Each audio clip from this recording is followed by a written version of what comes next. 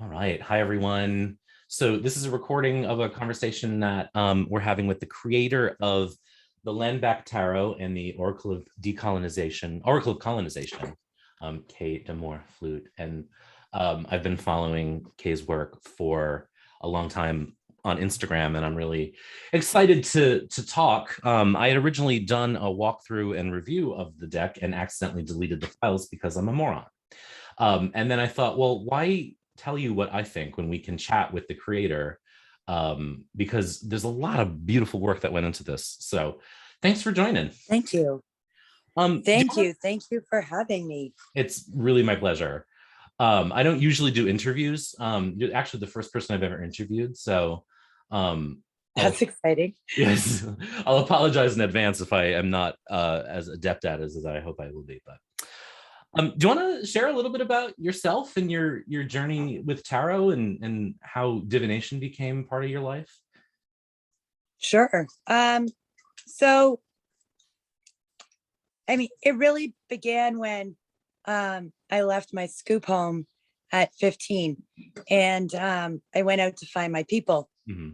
I knew other Indigenous youth, but I didn't know any Indigenous adults.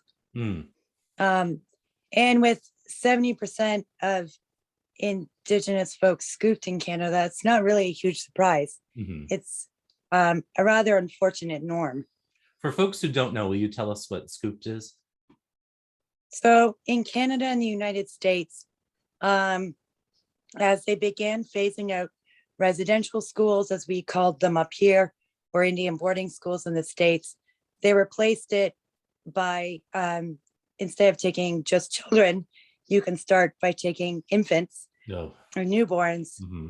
and removing them much more permanently by placing them into adoption and foster care in white homes. Mm-hmm. And this is still, and this of course, it's still going on. In 1978, there was the Indian Child Welfare Act in the United States, but it has constantly been opposed and pretty much, swept aside, excuse why they can still remove Indigenous children. So that happened after I was born. That happened several years after I was born. In Canada, there was no real attempts like that to end it. If you're scooped into Canada, whether from within Canada or from the United States, because both countries flipped kids over the border a lot. The most famous being Buffy St. Marie. Mm-hmm. So if you ended up scooped into Canada, you got a birth flag attached to your health card, which is how we get free healthcare up here. So that got attached to children like myself when we're scooped. So for me, I was 7 days old when my scoop was official. So since I was 7 days old, I've carried a flag on my Canadian health card, instructing hospitals that if I arrive in labor or with children, that they might want to check in with Children's Services. And so this is how the scoop continues. Some provinces have, in the last couple of years, through legal fights, ended birth alerts, but they are not retroactive. So those, that still gives those provinces another 30 years of alerts showing up on health cards. Right. Yeah. It like unimaginably cruel. So you left the scoop home and you went out in search of your people, and through that you also found tarot or divination or so the medicine I carry, or the magic I carry, was recognized by some other Indigenous adults pretty early on. Mm-hmm. And so I would get training in that and to help with that. Because it's hard to carry a strong medicine when you don't know what it is. Right. And I'd also always, since I was a child, been able to lucid dream. Hmm. And so that's how I dream. I don't think I've ever had a non-lucid dream. Hmm. Wow. That's got to be a little tiring though, no? Yes. To sort of always be Yes. lucid. I don't often feel rested when I wake up Hmm. unless like I've taken care to go to sleep without dreams. Hmm. That's amazing. I yeah, I just keep thinking of that line of the first line of The Haunting of Hill House where she says no creature can live absolutely in a state of constant reality or something like that. And so the pressure of always of tending to be lucid all the time has to be a weight. That's heavy. So Yeah. when I you find started more reading, rest in like daydreams. yeah, that makes sense. Gosh. And so you came to understand this magic, this medicine, and what we've had some like behind the scenes short conversations about the Golden Dawn and about tarot. What Yeah. were you working with those Waite-Smith images when you started learning, or? So from there, the first thing, um, another person said to me, because my medicine's so heavily related to relationships, I should learn astrology. Hmm. So I learned astrology. And my astrology teacher was like, you should learn tarot because you're so visual. Mm-hmm. And I was, given a Rider-Waite-Smith deck and was like, no. I'd actually seen one when I was 13, Uh-huh. because my scoop parents had told me, like, astrology, tarot, like that stuff will take you straight to hell. Of course. Well, since they told me I was also going there, I was kind of interested. Mm-hmm. And I found a tarot deck in like a Kohl's bookstore, and I was really disappointed about how ugly it was, and didn't get it. Mm-hmm. So I struggled. I had I think the next deck I got might have been, no, I think my third deck was the Celestial Tarot. I went through a few not Rider-Waite-Smith trying. I had the Harmonious Tarot at one point. I wasn't really connected to any of my first 6 decks. Mm-hmm. Yeah. Do you remember what was the one that sort of finally clicked? When I discovered online that Christy C. Rhodes made the Next World Tarot. Okay. I don't know if I know that one. I'll have Yeah. to look it up. Oh no, of Yeah. course I know that one. Of course I do. Yeah. I would say I don't have, my deck isn't alone my favorite deck. Mm-hmm. It's my deck and the Next World Tarot. I love that deck. I love what she wrote in the guidebook. All of that. But I'd been reading tarot through this time with decks I didn't connect with hugely. Mm-hmm. I was still able to read it. Right. I translated my tarot readings a lot through, this is like the meaning of the card. Mm-hmm. And this is what I see when I look at like this white dude doing this. Right. Do you have a because you're a reader and we'll put your website in the description of the video, but you're a reader and you offer readings. Do you have like a style or a particular kind of reading that you like to do that you really enjoy or that you find yourself really attuned to? I because of my medicine, anything to do with like relationships, that's really effortless for me. Oh, great. That's very effortless for me. I love that. So I do enjoy doing them. I enjoy doing the sorts of tarot spreads where someone's like, this messed up thing is going on in my life. I'm desperate for a relationship. I'm struggling in my job. I actually prefer that over self-help readings. Yeah. I think it's because in my life, I understand how real all these things are. Yes. Yeah, I worry that the self-help world of tarot has some dangerous undercurrents to it, in erasing real obstacles in life, and in this sort of like, you can do anything, which, for a lot of us is not really the case, because there are obstacles outside of our control, but also people who aren't Yeah. counselors acting like counselors makes me anxious. So the Next World Tarot, which I do actually know, I realized as soon as you said it, is an amazing deck because it makes tarot political. It does. And I think that, as you know, I really am drawn to tarot readers who are not afraid to, understand that divination is a political act, and that it's a technique and a tool that has been used by marginalized groups throughout history, and like colonial Christians have done everything they can to squash it, and somehow it survived. Yes. And so for us today as practitioners to not recognize and acknowledge that, I think is pretty fucked up, honestly. So When I go ahead. when I come across tarot readers who are like sort of anti-divination, I back away, because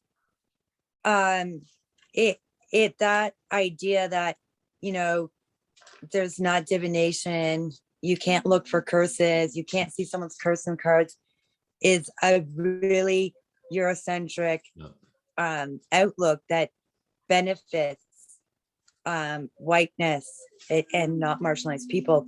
In most marginalized cultures heavily use divination, so it has racial undertones that raise red flags for me. Yeah. Yep. I'm with you, absolutely. And just looking at the history of the world makes that like totally clear.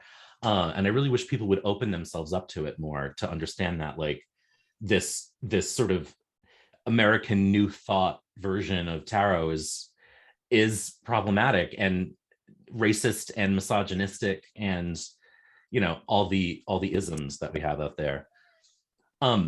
Yeah.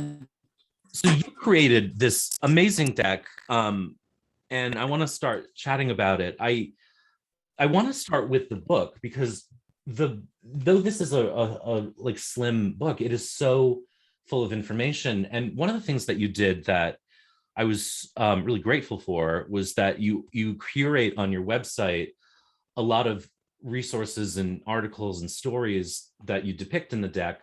And I was reading and watching them over the last few weeks, and I think a lot of folks, white folks, think that this is history, but the story you told about your own life, the fact that separation is still happening, and that a lot of the videos and the stories that you have on your website are within the last 5 or 10 years. This isn't over. Oh yeah. Past. Very few of my cards are based on anything, older than 5 years. There's a couple. There's a card going to Oka, which is like 1994. Mm-hmm. And there's the Trail of Tears, which is far more historical. But yeah, this is about Indigenous life today.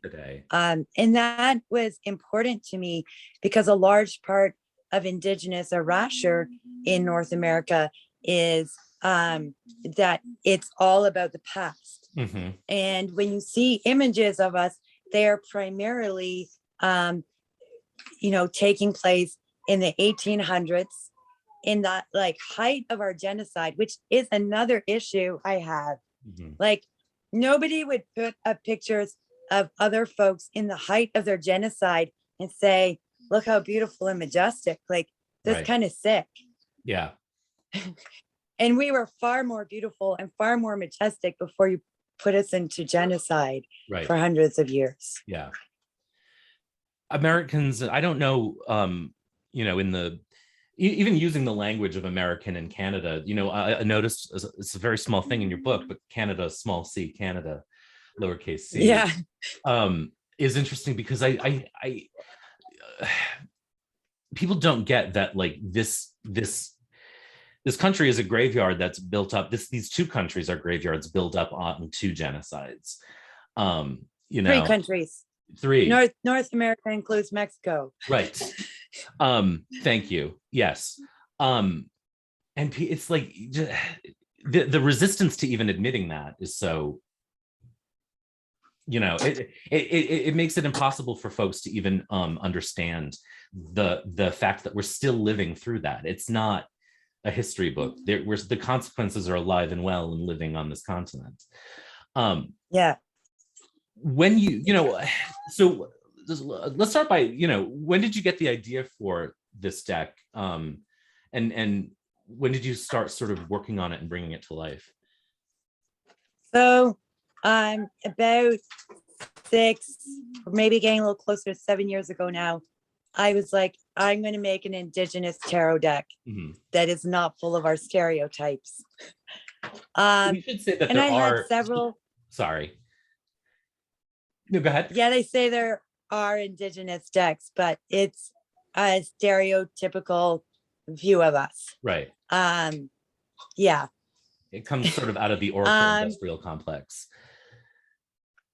Yeah. Sorry, I interrupted you. Yeah. So I was like, I'm going to make an Indigenous tarot deck with my people in it and in how I see tarot. And it took me several attempts. Some of the barriers were that I didn't have the technology or resources to actually get a deck to print, even though print on demand makes it available for everyone. I actually created this one on a borrowed computer. It was when I completed it that I bought my first computer. So it took several attempts, and in the beginning of 2020, when Shutdown Canada was happening with the rail blockades up here, my then 19-year-old was doing some speeches in one of the cities and phoned and asked if I wanted them to come home because they would frequently do the childcare so I could, go do activist stuff. And I said, no, I'll stay home and be the parent. You go. You should go. And that led to all kinds of big changes for me. In like handing over the reins, watching my kid, learning not to like phone up the adult warriors that I knew and be like, what are they up to? Are they okay? I'm doing a mom check-in because I did that in the first 6 weeks. I totally did that.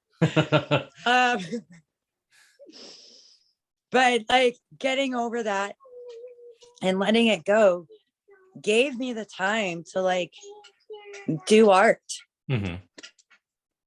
as something more than when I have an hour. Right. And then COVID hit. And so I really had time. And so it came out. And like I said, I'd read tarot to my friends and community through like my Indigenous perspective of these really white images, right? Because that didn't actually make them irrelevant to our lives. That Emperor card's pretty relevant to our lives. The Tower card is probably one of the most radical cards in the deck, and I don't know how people gloss over that. So like it was there to be pulled out. And so this time when I sat down and do it, it just came out, and it came out in what I was seeing going on, what I'd experienced, what friends and community were going through, which is why they end up in the deck. Sometimes subconsciously, like the Seven of Wands. I was drawing it, and then I was like, oh my God, I just drew Val. So I called out my friend Val. I was like, I drew you in my Seven of Wands card. How do you feel about that? And she was like, that's really cool. You know, and other times I phoned up a friend. I said, I'd really like to put you into this card. And they would say, yes, go ahead and do that.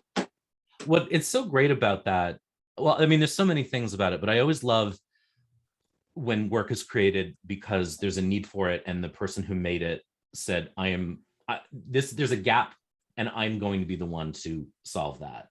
And it is so deeply personal, but also you draw these amazing lines between those sort of images of that, you know, that we're familiar with, and like real experience in the world. The lines that you draw between the cards as we know them and the experience of this deck is so it's, I mean, for lack of a better term, it's exciting because it's so well thought out and so specific at the same time, you know. And did those sort of reimaginings of those old images, did they fall into place, especially with, you know, or did you really have to sort of sit down and map out those lines?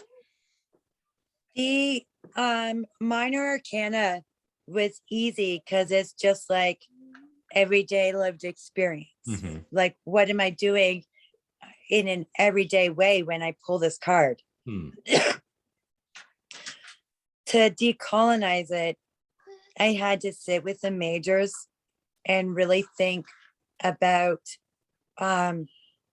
what is this card saying? Mm-hmm. What are we told are the positive things and the negative things about this card? And in my experience as an Indigenous person, are those still positives and negatives? Mm-hmm. I mean, that happens somewhat in the pips, right?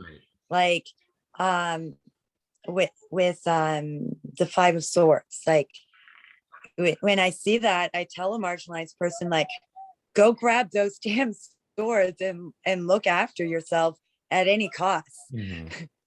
You know? Yeah. Yeah, don't worry about the right moral thing here.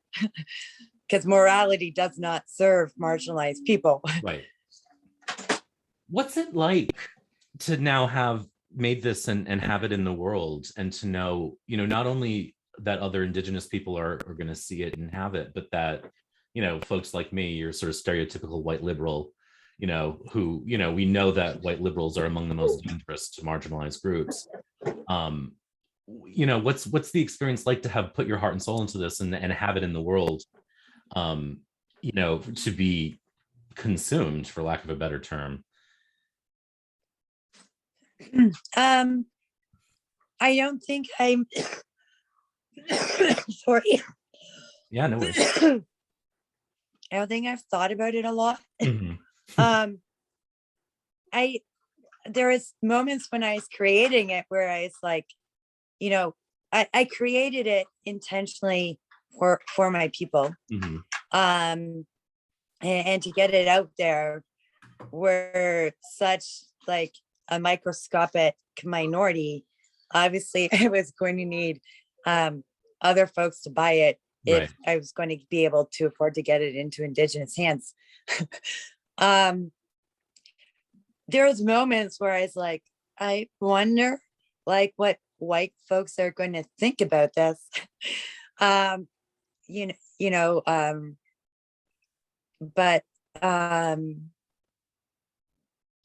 haven't really thought about it much. To me, it's just like there's this ease and relief when I reach for like my deck or for Next World Tarot, that I don't have to do the extra work of translating these images into a decolonial lens, because it's done. It's done. Yeah. It's done. What I do think about in hope is like that it makes people think. I hope that it, you know, makes people think about their worldview and what's formed that worldview, and you know, that, you know, just because there's a worldview that we considered normalized doesn't mean it's normal, Right. or that the other ones are abnormal. I hope it makes people think, but I don't actually spend a lot of time thinking about it. That makes total sense. And it might even have been a rude question to ask, but it's interesting to me because it's such a personal thing for you. But that makes total sense to me.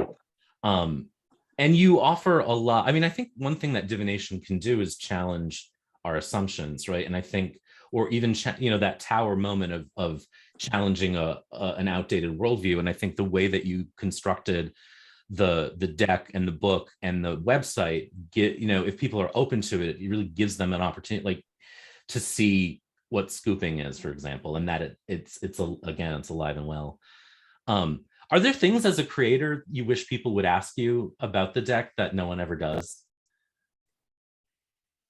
I'm actually surprised that nobody has commented that all the white people are paper white, Ah. or why I did it.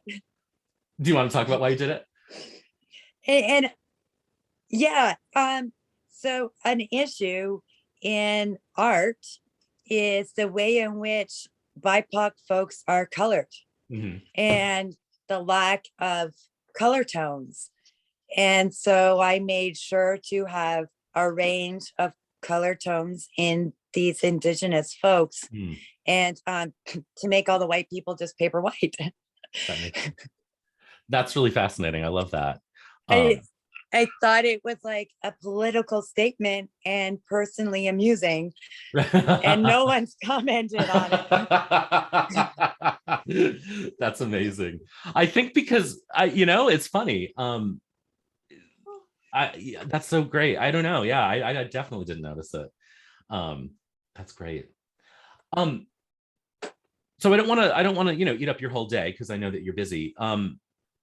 So anything else you want to share, or anything you want us to know about? First of all, can you still get the deck? Is it still There are like 12 left. okay. And they are at Cardinal Traditions. Okay. There's a link to Cardinal Traditions from my website, but they're Cardinal Traditions. And I can give you that link. Yeah, absolutely. I have your website. There's not very many left. Okay. Yeah, probably after this video they'll be gone, I would imagine. Hopefully. Hopefully. Like, I didn't sell a lot, which also wasn't surprising because it's not the natives the majority of people want to see. Mm-hmm. Right, people want the cultural stereotype. They want the stereotype. They want us to be loving and peaceful and earthy. They want us to be environmental as long as we're peaceful about it.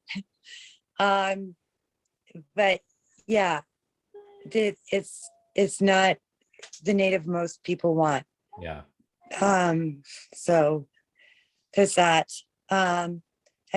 People can check out my website. I'm making a coffee table tarot spread book because I'm tired of, like, you got your like tarot spread and like you have to like put it down to draw it and pick it back up and look at the question again. Mm-hmm. So I'm making a coffee table book, so it just lays open and it's big, and you can put your cards right on the spread on the pages. That's brilliant. Yeah. I love it. Well, I really appreciate you sharing your story with us and your work. And I really hope people go explore, even if the deck sells out, that they go explore your website and look at the resources that you put up and really start to understand how alive and relevant this is. But also that, they book you for readings, because, especially relationship readings, which is what people need. I always say people don't go for readings when everything's going well. We want readings. Exactly. Um, Exactly. Any other projects you want to share, or any plugs you want to make for anything? I I'm working on a Marseille deck as well. Oh, yay.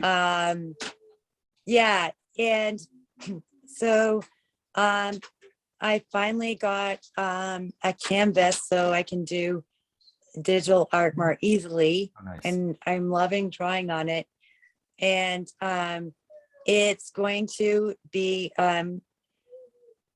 BIPOC folks. Mhm. It's going to be a BIPOC deck, not just Indigenous, but BIPOC folks.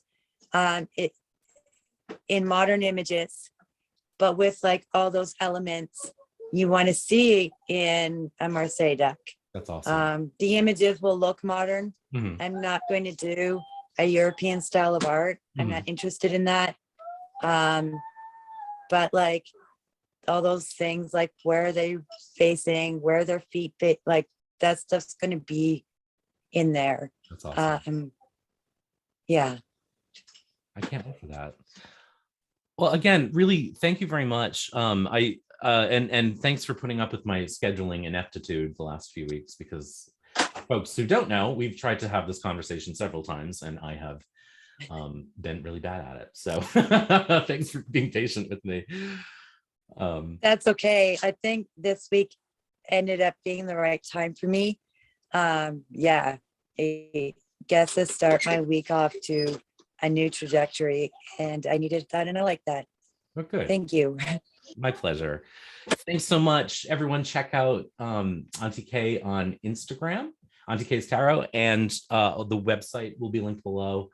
And I hope everyone has a good week, and get the deck while you can. All right. Thank you.